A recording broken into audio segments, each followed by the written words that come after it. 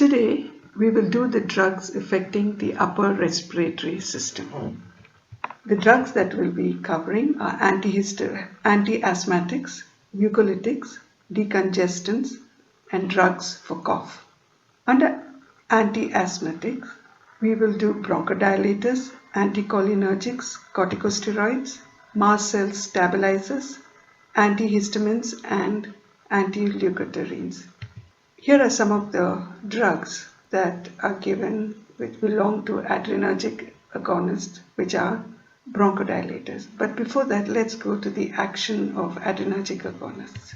They act by widening the airway, by relaxing the bronchial smooth muscles, by stimulating beta receptors which are located throughout the lungs. We have two types: non-selective adrenergic drugs, selective adrenergic drugs. In the non-selective adrenergic drugs, we have those that stimulate all the three receptors, that is the alpha, beta 1 and beta 2 receptors. Examples are epinephrine and ephedrine. While the other are drugs that stimulate beta 1 and beta 2 receptors.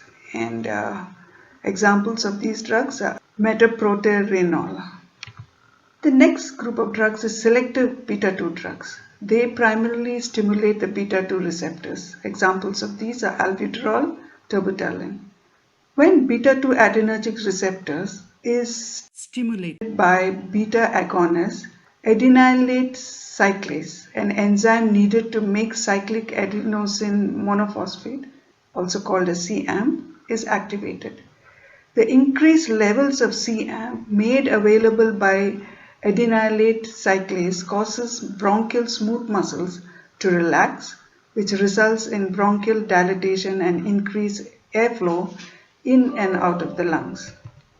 We have two types of beta agonists, long-acting and short-acting. Long-acting are usually oral preparation and used for long-term. They are usually given in conjunction with inhaled glucocorticoids to prevent an asthmatic attack. The short-acting beta 2 agonists are useful in acute episodes and usually given by MDI or nebulizers. They should not be given daily. They are used to treat the symptoms when they appear.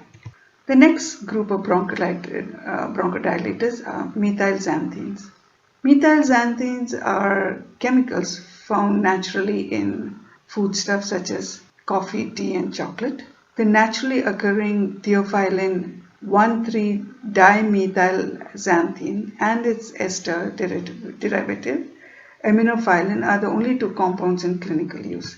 They are chemically similar to caffeine, therefore they have vasodilatory, anti-inflammatory, and immunomodulatory actions. There are many potential effects of methylxanthines.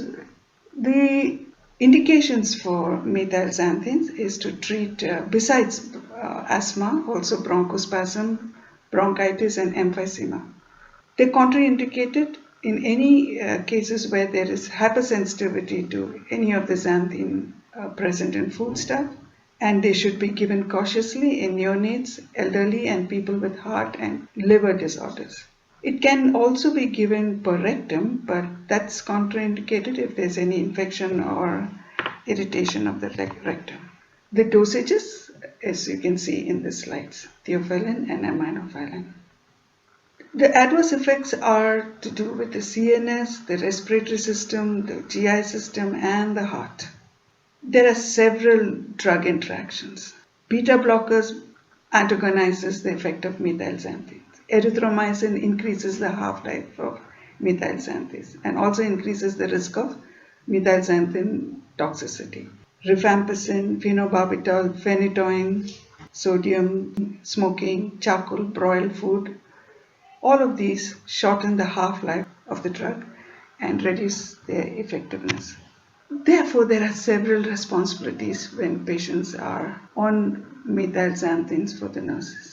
They should assess the signs and symptoms of toxicity, know the narrow therapeutic index, which is ranging from 10 to 20 micrograms per ml, detect the toxicity by monitoring serial drug levels, and advise patients to decrease consumptions of food rich in xanthines, which are found in the beverages.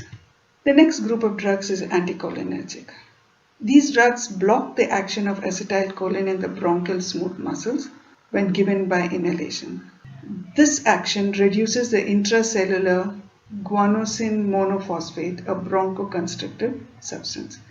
So the drugs that are given that come under anticholinergics are atropine and ipratropium bromide. Both of these are given by inhalation. The dosages can be seen over here. Side effects, especially with atropine, you should watch out for vomiting, constipation and urinary retention. The other set of drugs that are given for asthma are those that are given as prophylaxis. They are the mast cell stabilizers.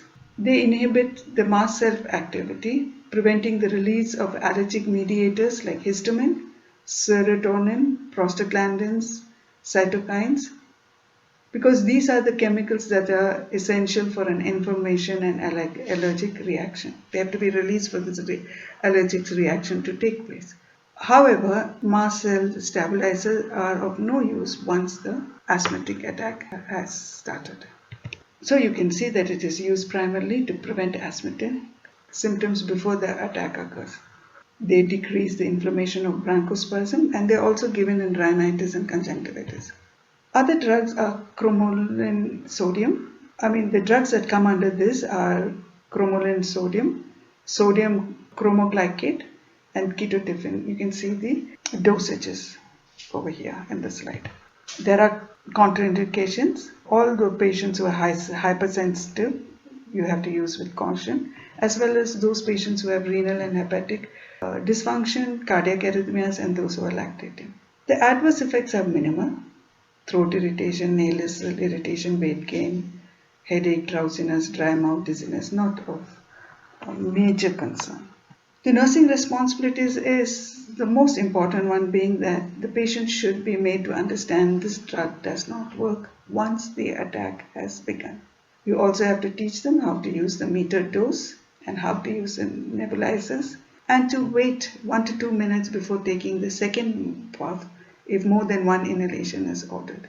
If cromolyn sodium is also advised, then it is best to take bronchodilators first to open up the airways, and then after 5 minutes to take this mast cell stabilizer.